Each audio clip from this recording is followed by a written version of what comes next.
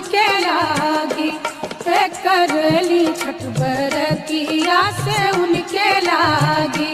दिलवा के पात पर उगेलन सूरज मल झाके झुके, दिलवा के पात पर उगेलन सूरज मल झाके झुके, करलू छठ बरतिया से।